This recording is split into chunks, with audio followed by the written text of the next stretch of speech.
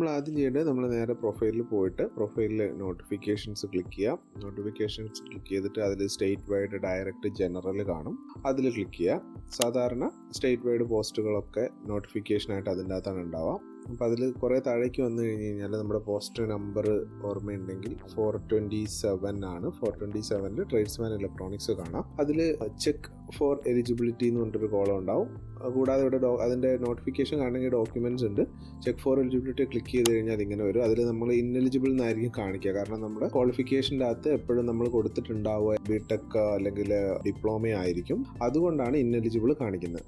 അപ്പോൾ നമ്മൾ എന്ത് ചെയ്യണം എന്ന് പറഞ്ഞു കഴിഞ്ഞാൽ വൈ ഐ ആം ഇന്നെലിജിബിൾ എന്നുള്ളത് ക്ലിക്ക് ചെയ്യുക. ക്ലിക്ക് ചെയ്ത് കഴിയുന്ന സമയത്ത് നമുക്ക് PSC നിഷ്കർഷിക്കുന്ന ക്വാളിഫിക്കേഷൻസ് ലിസ്റ്റ് ചെയ്തിട്ട് കാണാം.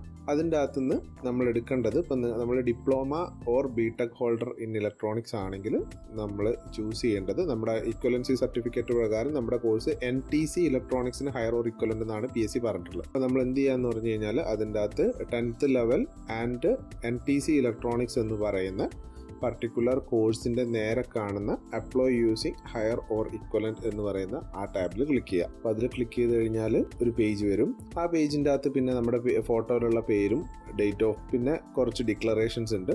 ആ ഡിക്ലറേഷൻസും ചെക്ക് ചെയ്ത് കൊടുത്തിട്ട് നമ്മൾ നെക്സ്റ്റ് പേജിലേക്ക് റീഡയറക്റ്റ് ചെയ്യും. ഇതൊക്കെ യൂഷ്വൽ PSC പോസ്റ്റിൽ അപ്ലൈ ചെയ്യുമ്പോൾ ഉള്ള കാര്യങ്ങളാണ്. അതെല്ലാത്തിലും ചെയ്യുന്ന പോലെ തന്നെ ഇതിലും ചെയ്യാം.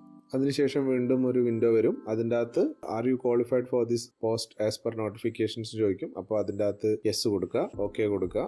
അതിനുശേഷം നമ്മുടെ ഈക്വലൻസി കൊടുക്കുന്ന ടാബ് വരും. NTC ഇലക്ട്രോണിക്സിൻ്റെ നേരെ കാണാം choose equivalent or higher qualification. അതിൻ്റെ അകത്ത് നമുക്കുള്ള ഹയർ ക്വാളിഫിക്കേഷൻ ഡിപ്ലോമ ആണെങ്കിൽ ഡിപ്ലോമ അല്ലെങ്കിൽ ബിടെക് ആണെങ്കിൽ ബിടെക് അത് സെലക്ട് ചെയ്യുക. അത് സെലക്ട് ചെയ്തതിന് ശേഷം നമ്മൾ പരീക്ഷ എഴുതാൻ ഉദ്ദേശിക്കുന്നത് നമ്മുടെ ഡിസ്ട്രിക്റ്റ് ഏതാണ്, അതേപോലെ അതിൻ്റെ താലൂക്ക് ഏതാണ്, അത് രണ്ടും കൊടുക്കുക. പിന്നെ അവിടെയുള്ള ഡിക്ലറേഷൻ ടിക്ക് ചെയ്യുക. അത്രയും ടിക്ക് ചെയ്ത് കഴിഞ്ഞാൽ നമുക്ക് പ്രിവ്യൂ ആപ്ലിക്കേഷൻ കാണാൻ പറ്റും. അപ്പോൾ പ്രിവ്യൂ ആപ്ലിക്കേഷൻ കാണുക എന്ന് പറഞ്ഞു കഴിഞ്ഞാൽ നമ്മൾ ഇതുവരെ എൻ്റർ ചെയ്ത ഡീറ്റെയിൽസ് ഒക്കെ ഇൻക്ലൂഡഡ് ആയിട്ടുള്ള സംഭവമാണ് പ്രിവ്യൂ ആപ്ലിക്കേഷൻ. അതിൻ്റെ അകത്ത് നമുക്ക് നമ്മുടെ ആപ്ലിക്കേഷൻ്റെ പ്രിവ്യൂ കാണാൻ പറ്റും. അപ്പോൾ അത് ഫുള്ള് വായിച്ച് നോക്കി കഴിഞ്ഞിട്ട് അതിനുശേഷം ഡിക്ലറേഷൻ ടിക്ക് ചെയ്തിട്ട് സബ്മിറ്റ് കൊടുത്തു കഴിഞ്ഞാൽ നമ്മുടെ ആപ്ലിക്കേഷൻ സബ്മിറ്റഡ് ആയിട്ട് വരും. അപ്പോൾ ഇത്രയാണ് ട്രേഡ്സ്മാൻ ഇലക്ട്രോണിക്സ് അപ്ലൈ ചെയ്യാൻ വേണ്ടിയിട്ട് നമ്മൾ ചെയ്യേണ്ടത്.